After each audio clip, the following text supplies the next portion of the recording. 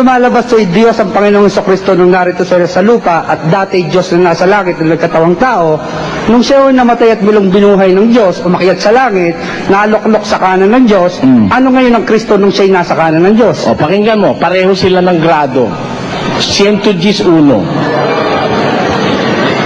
Sinabi ng Panginoon sa aking Panginoon, umupo ka sa aking kanan. Ayun, sabi ni David, sinabi ika nung Panginoon sa aking Panginoon. Ilan ang Panginoon? Isang Panginoon na nagsabi at isang Panginoon na pinagsabihan.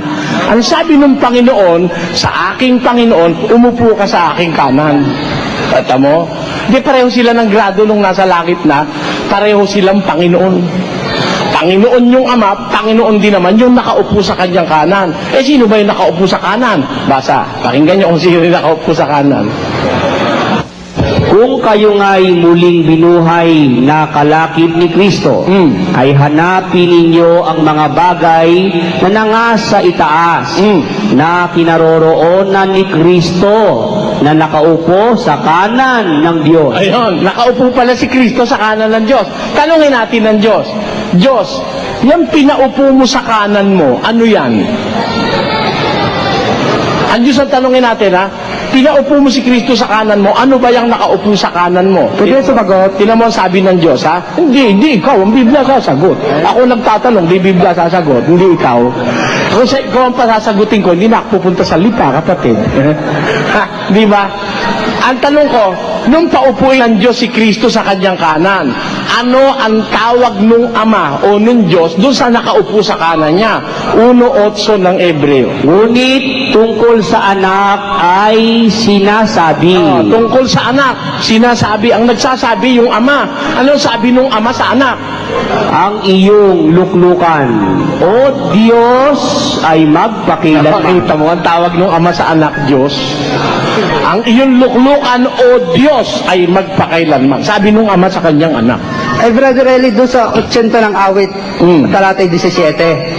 Ang sabi na nasa kanan daw ng Diyos, babasahin ko, mapatungnawa ang iyong kamay sa tao na iyong kinakanan. Ayun. Sino yon?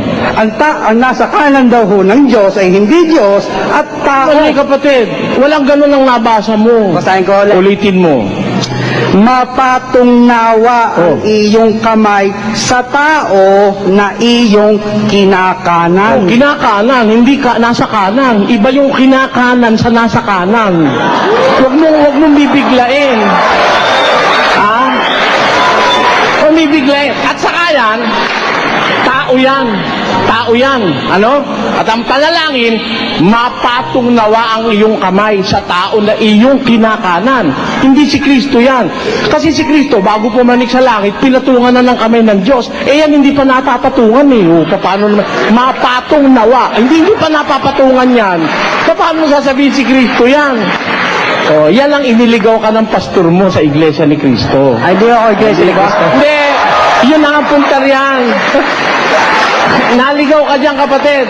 Kasi, iba yung kinakanan kaysa sa nasa kanan. Ano? Itong si Kristo, nakaupo na sa kanan. At bago umupo, pinatungan na ng kamay. Dito pa sa lupa, pinatungan na ng kamay si Jesus ng Diyos. Eh yan, hindi pa napapatungan. Kaya ang panalangin, mapatungnawa ang iyong kamay. Hindi naman sinabing, napatong na ang kamay mo. Hindi, ang sabi, mapatungnawa ang iyong kamay sa tao na iyong kinakanan. Sa anak ng, kung itutuloy mo pa, no, nakasulat doon, sa anak ng tao na iyong pinalakas sa iyong sarili. Di ba yun ang nakasulat? O paano si Kristo hindi naman mahina si Kristo. Yan, pinalakas yan eh. Kita mo? Kaya nadaya ka riyan. Nadaya, hindi si Kristo yan. Pinalakas ng Diyos yan eh. Alam mo si Kristo, hindi kailangan palakasin ng Diyos. Malakas talaga yon. Alam mo kung ba't malakas yon? Basa, 1:24 ng unang Korinto. Ngunit sa kanila na mga tinawag, maging mga Hudyo at mga Griego, si Kristo ang kapangyarihan ng Diyos at ang karunungan ng Diyos. Si Kristo ang kapangyarihan ng Diyos. Jesus Christ is the power of God. O, kita mo, palalakasin ba ng Diyos yun ang power of God na sinasabi ni Pablo? Malakas nga yun eh. yung nasa 80-17 ng awit, mahina yan, kaya pinalakas ng Diyos yan. Alam mo kung sino yan, kapatid? Sino? Si David. Si David.